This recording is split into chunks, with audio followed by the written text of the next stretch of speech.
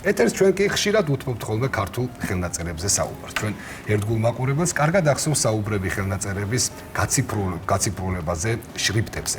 ქართული კალიგრაფია და ხელნაწერები საუკუნეებს ითვლის. კალიგრაფებო ძველად კაცის საქმედ ითვლებოდა, თუმცა ისტორია მაინც შემოგვინახა ასიოდე ქალი კალიგრაფის სახელი. დღეს გაგაცნობთ თანამედროვე ქალ კალიგრაფს. ნინო მაჭარაშვილის სიუჟეტიდან გაიგებთ, როგორ ვითარდება ეს სფერო დღეს. იმ დონეზე უნდა გიყვარდეს საკუთარი საქმე, რომ თანახმა იყო რაღაც მომენტში მშიერი დარჩე. არის რაღაცები, რაც არ იყიდება. მედია ყირიმელი, კალიგრაფი და მხატვარი. ვერც ვიკებ, რომ სად არის ზღვარი, როდესაც შემოვიდა ხელოვნება ჩემს ცხოვრებაში. იმიტომ რომ რაც თავი მახსოვს ხატავ. ყველაფერზე ვხატავდი ბავშვობიდან. მადლიერი ვარ, რომ ჩემმა მშობლებმა და გარშემომყოფებმა ეს შეამჩნიეს. ხაზი გაუსვეს ამას და თითქოს მერე გარედანაც რომ დასტური გაქვს, რომ კი შენ ნამდვილად კარგად გამოგდის ხელოვნება, უფრო თამამდები და მიყვები ამ გზას. როგორც იაპონელები ამბობენ, იკიკაი ნაპოვნი მაქვს ჩემი და ძალიან ბედნიერი ვარ მაგიტომ. კალიგრაფია დღეს არის სუფთა სახით ხელოვნების ნიმუში და არა ის საშუალება, რომლისგანაც ინფორმაციას იღებ, ანუ ეს ინფორმაციის წყაროდ აღარ აღიქმება, იმიტომ რომ სხვა მნიშვნელობა და დატვირთვა აქვს დღეს სხვა საფეხურზე არის ხელოვნების, ასე ვთქვათ. განსაკუთრებით მნიშვნელოვანი არის ხოლმე ის მომენტი, როდესაც კონკრეტული ოჯახისთვის ვქმნი რელიკვიას ან კონკრეტული ადამიანისთვის ვქმნი, იმიტომ რომ იქ უკვე ვიაზრებ, რომ ისტორია იქნება იმ მომენტში. დავითიანისთვის შევქმენი როგორც ილუსტრაცია, ასევე გადავწერე ჩემი წილი ტექსტი, ჩემებურად, რა თქმა უნდა.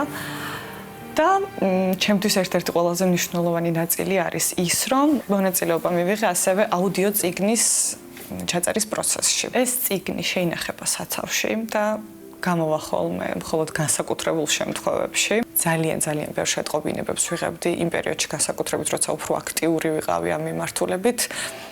მოსწავლეებისგან, მასწავლებლებისგან, რომ ჩვენმა მოსწავლეებმა დაიწყეს ლამაზად წერა. მშობლებისგან მომდის ხოლმე შეტყობინებები, რომ შენი ვიდეოები აქვს სულ ჩართული ჩემს შვილს და თვითონაც ესე ხატავს და წერს. ერთ ადამიანსაც თუ გაუჩნდა იმის სურვილი, რომ ლამაზად დაეწერა, ჩემი აზრით საქმე უკვე გაკეთებულია.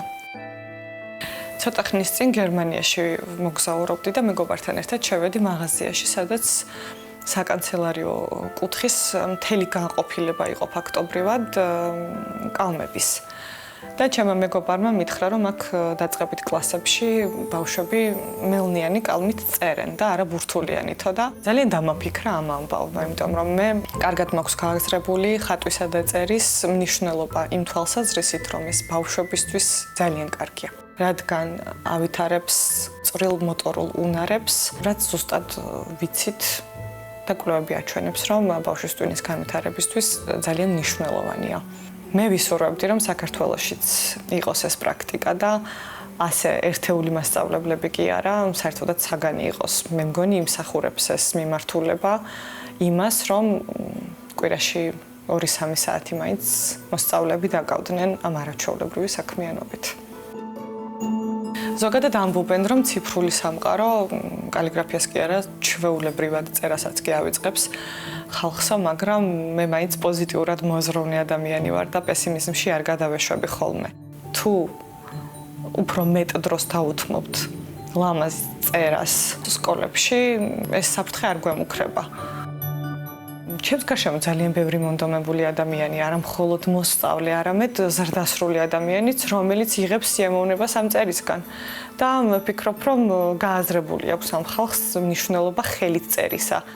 რადგან ბეჭდვა ვერასდროს ვერ მოაახლოს აი ამ სიამოვნებასთან, რაც ხელით წერის დროს არის ადამიანთან.